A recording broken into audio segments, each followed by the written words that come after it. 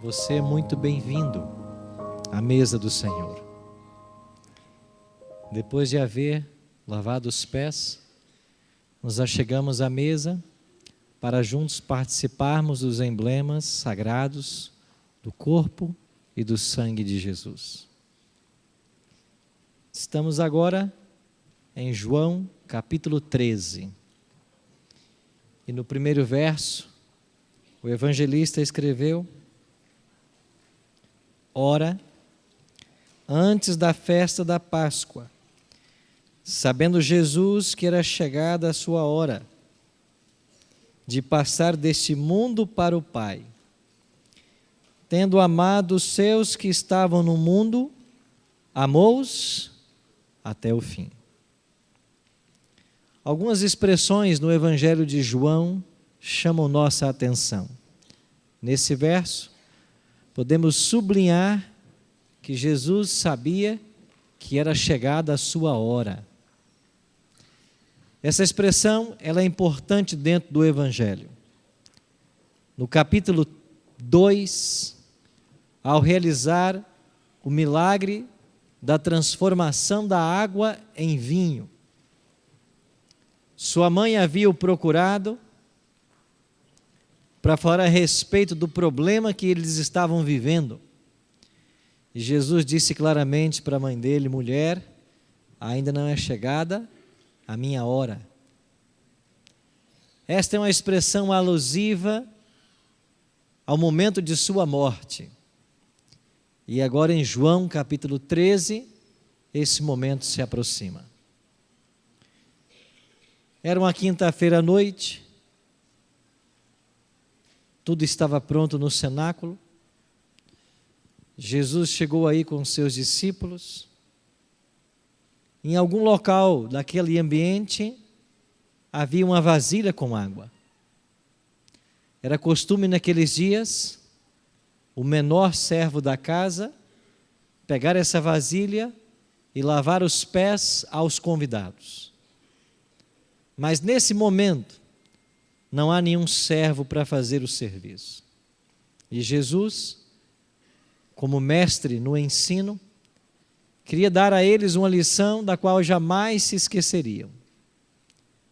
Então ele se levanta, toma a bacia e começa a lavar os pés, um por um, dos discípulos.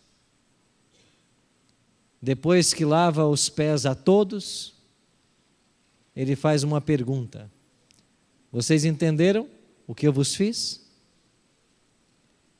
Se eu, sendo Senhor e Mestre, vos lavei os pés, assim deveis vós lavar os pés uns dos outros.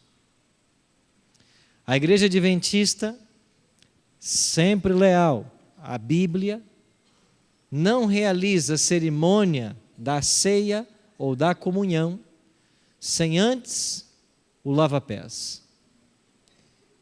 E há pouco instante, enquanto você se colocou diante de um amigo, da esposa, do esposo, para lavar-lhe os pés, com esse gesto, você estava dizendo: eu estou aqui para servir você.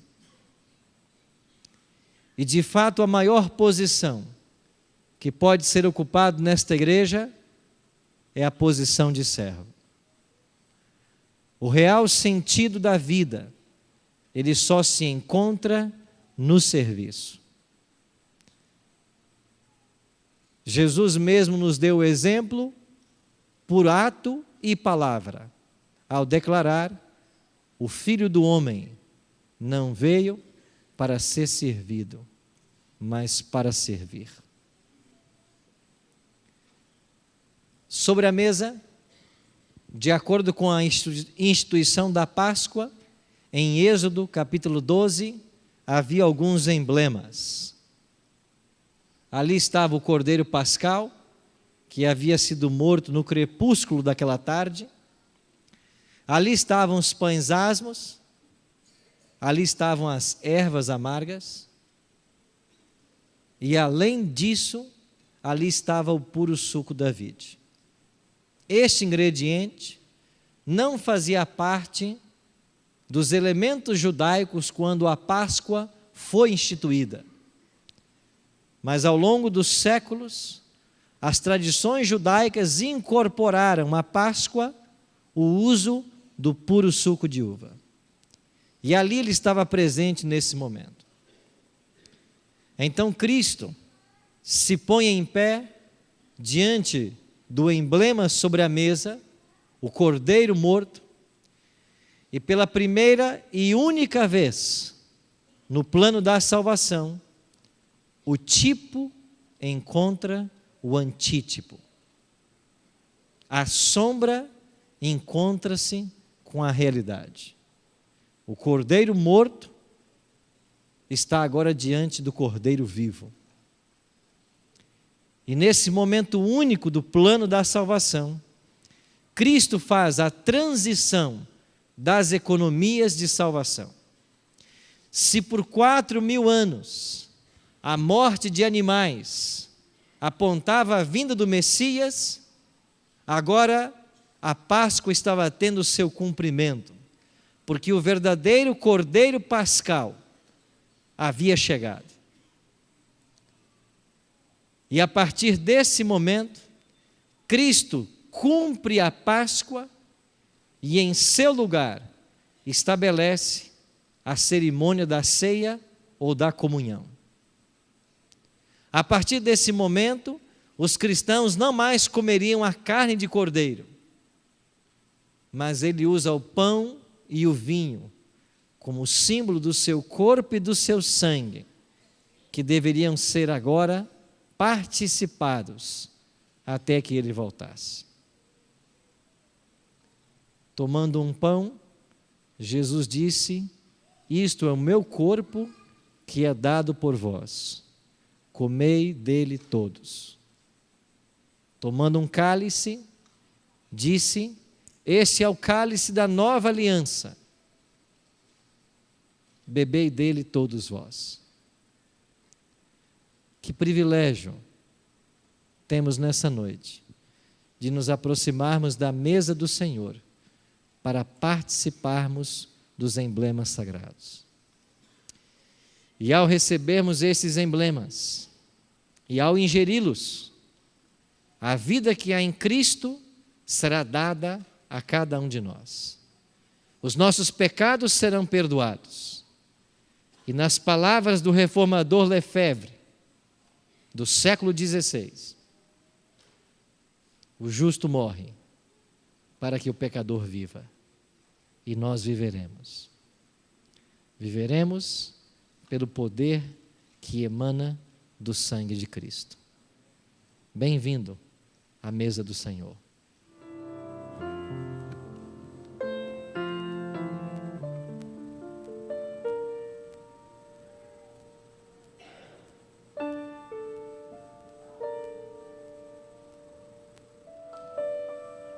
Em espírito de oração, vamos juntos participar do pão e depois do vinho.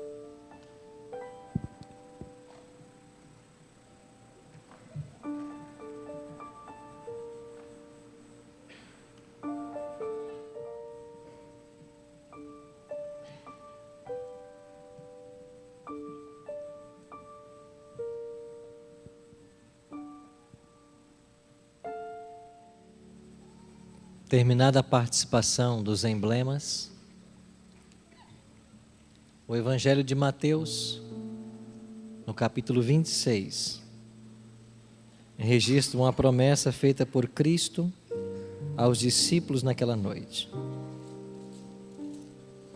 Mateus, capítulo 26, verso 29, Jesus declara: e digo-vos que desta hora em diante não beberei desse fruto da videira, até aquele dia em que o hei de beber novo convosco no reino de meu Pai. Já fazem quase 2000 anos que Jesus não participa do puro suco da vide. Ele cumpre a sua promessa.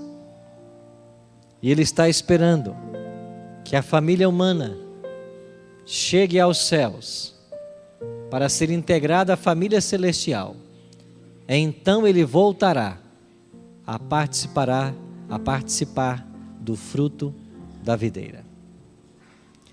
E Mateus conclui dizendo: e tendo cantado um hino, saíram para o Monte das Oliveiras. À meia-noite, Judas chegou. Com um beijo, ele indicou quem era o traidor. Os soldados prenderam a Cristo. Pedro, na tentativa de defender o seu mestre, corta a orelha de um soldado romano, Malco. Jesus, que estava sendo preso, sem se importar consigo mesmo, ele pega no chão a orelha daquele soldado e restitui. E diz para Pedro: quem com a espada fere, com a espada será ferido. Jesus não estava preocupado consigo mesmo, mas com um soldado que viera prendê-lo. Ele pergunta para os soldados: quem vocês estão buscando? Eles respondem: Jesus de Nazaré. Então Cristo disse: deixai ir a estes, eu sou a quem buscais. E Jesus permite que os discípulos fujam.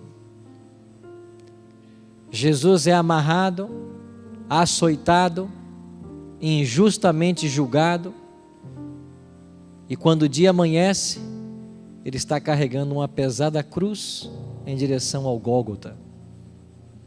À beira do caminho, umas mulheres lamentavam o sofrimento dele. E Jesus se dirige para elas e lhes diz: filhas de Jerusalém, não chorem por mim, chorai antes por vós.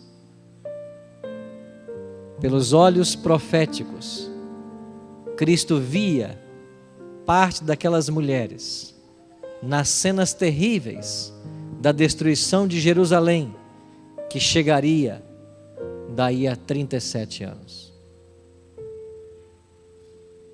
Ele não estava preocupado com ele, mas com as mulheres que lamentavam e pranteavam à beira do caminho. Chegando no Calvário, a cruz foi solta no buraco para ela preparada. Isso provocou rasgos nas mãos e nos pés de Jesus. Enquanto isso ele orava: Pai, perdoa-lhes, eles não sabem o que fazem. Aqueles mesmos que no domingo passado estavam clamando hosanas ao filho de Davi, enquanto este entrava em Jerusalém, agora meneavam suas cabeças e diziam: se tu és o Cristo, desce da cruz e nós creremos. Ali ao pé da cruz estava a mãe de Cristo, Maria, e João, o discípulo mais jovem. E antes de sua partida, Jesus se preocupou com o lar para sua mãe e disse para João: João, eis aí tua mãe. E para Maria disse: eis aí teu filho. E desde aquele momento, João acolheu Maria até o dia da sua morte. Antes de morrer, um brado emana de uma cruz vizinha. Um ladrão diz para Jesus: Senhor, quando vieres em teu reino, não te esqueças de mim. Jesus, sem se importar com a dor que sentia, proferiu para ele as mais lindas palavras que um mortal pode ouvir: em verdade te digo hoje, você vai estar comigo no paraíso. A graça que emana da cruz viaja 2000 anos e chega até nós. Quem é Cristo na cruz? Ele não é o Cordeiro Pascal. Cordeiro pascal, ele foi na ceia. Na cruz, Jesus é o maldito de Deus. Moisés já havia profetizado: maldito todo aquele que for pendurado no madeiro. E por que ele é maldito de Deus? Porque ele tem que assumir as suas culpas e as minhas culpas. Porque ele pagou o seu pecado e o meu pecado. Como resistir a esse amor? Não há amor maior. Há uma lei no céu que nos ensina que só o amor desperta o amor. Não tire os olhos do homem do Calvário. Ele é o nosso modelo. Mas Cristo é um modelo que todas as vezes que você se aproxima, ele se projeta para mais longe. E um dia nós seremos como ele é, quando nós formos glorificados. Como resistir a esse amor? Eu queria encerrar nossa semana com um verso da Bíblia. João 15:16. Em João 15:16, Jesus declara: não fosse vós quem me escolhesses a mim. Pelo contrário, eu vos escolhi a vós outros. Não fosse vós quem escolhesses a mim. Eu vos escolhi a vós outros.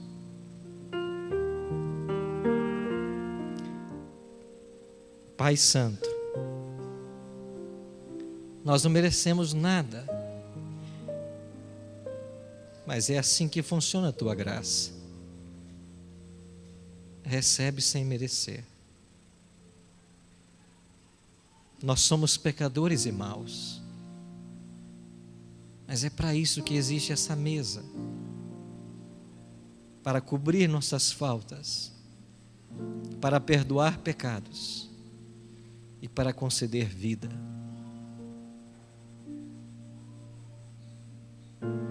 Podemos ouvir os passos de um Deus que se aproxima.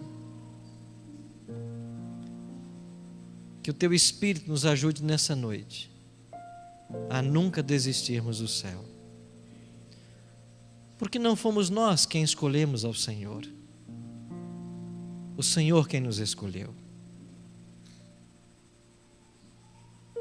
E nos comissionou para que nós fôssemos e dessemos fruto, para que esse fruto permaneça para a vida eterna. Por isso abençoa a tua igreja nessa noite. Abençoe os pastores que aqui estão. Que eles continuem sendo ministros de Cristo. Que eles conduzam o rebanho sempre aos pés da cruz.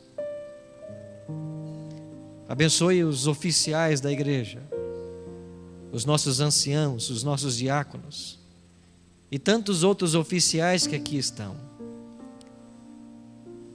que sem ganhar um único real, dedicam das suas vidas, dos seus recursos, dos seus talentos para o progresso dessa igreja. Obrigado por essa membresia maravilhosa, que tem buscado fazer o seu melhor para te servir, que tem buscado se envolver na missão de proclamar. E ao encerrarmos essa cerimônia nessa noite, que o teu Espírito nos ajude a não desistir do céu. O grande dia se aproxima e nós queremos ir contigo. Por isso, cuida de todos nós e nos prepare. Oramos em nome de Cristo. Amém.